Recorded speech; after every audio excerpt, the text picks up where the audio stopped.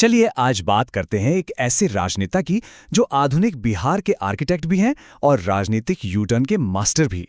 एक ऐसा नेता जो निकला तो था इंजीनियर बनने, लेकिन बन गया बिहार की सियासत का सबसे जटिल समीकरण। नीतीश कुमार को समझने के लिए उनकी ये दो नाम ही काफी हैं। एक तरफ उनके समर्थक उन्हें सुशासन बाबू बुलाते हैं, जो बिहार में विकास और तरक्की का दूसरा नाम है, और दूसरी तरफ उनके विरोधी उन्हें कहते हैं पलटू राम, मतलब एक ऐसा नेता जो सत्ता के लिए कभी भी किसी के भी साथ जा सकता है। तो फिर असली नीतीश कुमार हैं कौन? चलिए इसी पहेली को सुलझाने की कोशिश करते हैं। देखिए, नीतीश कुमार की कहानी किसी बड़े राजनीतिक खानदान से शुरू नहीं होती है। इसकी शुरुआत होती है पटना की सड़कों से, जेपी आंदोलन की आग में तपकर। एक साधारण वैद्य के बेटे से बिहार के सबसे ताकतवर नेता बनने का सफर यहीं से शुरू हुआ था। अब इस स्लाइड में जो बात है वो वाकई दिलचस्प है। जेपी आंदोलन में जेल जाने के बाद जब वो राजनीति में आए तो एक नहीं बल्कि लगातार 2 बार चुनाव हारे।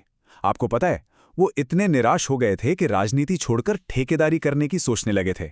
लेकिन फिर 1985 में मिली एक जीत ने सब कुछ बदल दिया और उसके बाद उन्होंने कभी पीछे मुड़कर नहीं देखा। ये वो लम्हा था, वो मूवमेंट जिसने नीतीश कुमार की एक इमेज बनाई पूरे देश में। साल था 1999। गैसल में एक भयानक ट्रेन हादसा हुआ। उस दौर में जब नेता जिम्मेदारी से भागते थे, तब रेल मंत्री नीतीश कुमार ने कहा, मैं नैतिक जिम्मेदारी लेता हूं, और इस्तीफा दे दिया। इस एक कदम ने उन्हें एक सिद्धांतवादी नेता के तौर पर स्थापित कर दिया। अब कहानी दिल्ली से वापस पटना लौटती है साल 2005। नीतीश कुमार ने वो कर दिखाया जो कई लोगों को नामुमकिन लगता था।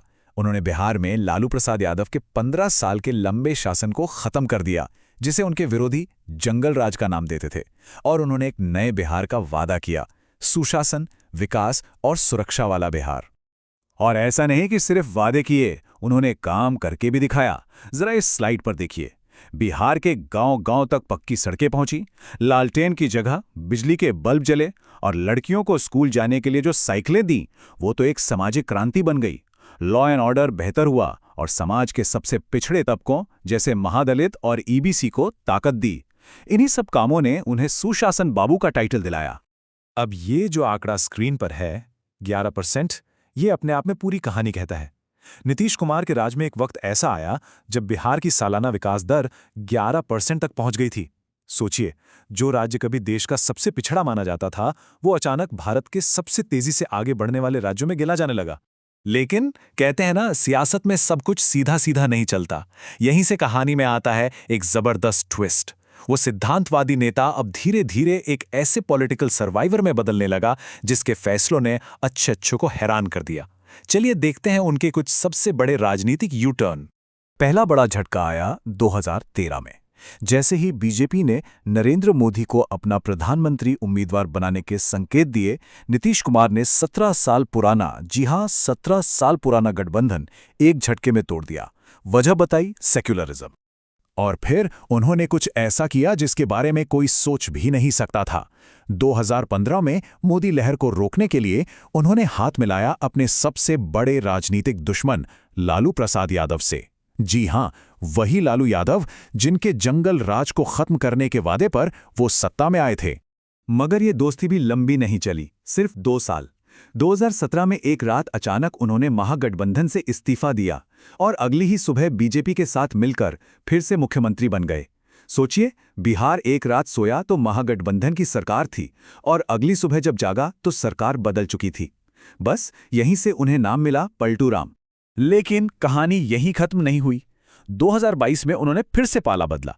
इस बार बीजेपी पर आरोप लगाया कि वो सम्मान नहीं दे रही और उनकी पार्टी को तोड़ने की कोशिश कर रही है, और वो एक बार फिर लालू यादव की पार्टी के साथ चले गए।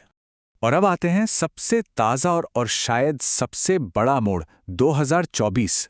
जिस विपक्षी गठबंधन इंडिया की नींव रखने में उन्होंने अहम भूमिका निभाई थी, उसी गठबंधन को लोकसभा चुनाव से ठीक पहले छोड़कर वो वापस एनडीए यानी बीजेपी के साथ चले गए।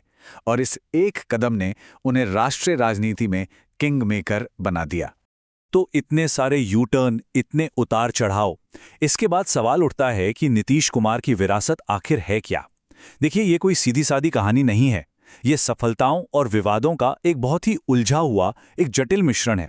चलिए इस रिपोर्ट कार्ड पर एक नजर डालते हैं। एक तरफ हैं उनकी जबरदस्त सफलताएं, सड़कें, बिजली, लड़कियों की शिक्षा, तो दूसरी तरफ हैं वो मुद्दे जिन पर वो हमेशा घिरते हैं, जैसे बिहार से पलायन न रोक पाना, शराबबंदी नीति का फेल होना और राज्य में बड़े उद्योग न ला पाना। उनकी सबसे बड़ी कामयाबी है उनका पॉलिटिकल सर्वाइवल, और शायद सबसे बड़ी नाकामी अपना कोई उत्तराधिकारी तैयार न कर पाना। और 2024 के चुनावों ने तो उनकी भूमिका को एकदम से बदल दिया। वो बन गए किंग मेकर। जब बीजेपी अपने दम पर बहुमत नहीं ला पाई तो सरकार बनाने के लिए नीतीश कुमार की 12 सीटें किसी संजीवनी बूटी से कम नहीं थीं। उन्होंने केंद्र में सरकार को समर्थन दिया और बदले में अपनी पार्टी के लिए अहम मंत्रालय भी हासिल किए। तो आखिर में सवाल यही रह जाता है, बिहार नीतीश कुमार को कैसे याद रखेगा?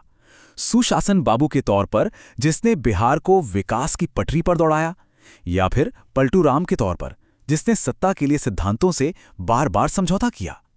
शायद सच इन दोनों के कहीं बीच में है, लेकिन एक बात तो पक्की है, वो एक ऐसे राजनेता थे जो हर बार हार कर भी आखिर में जीत ही जाते थे।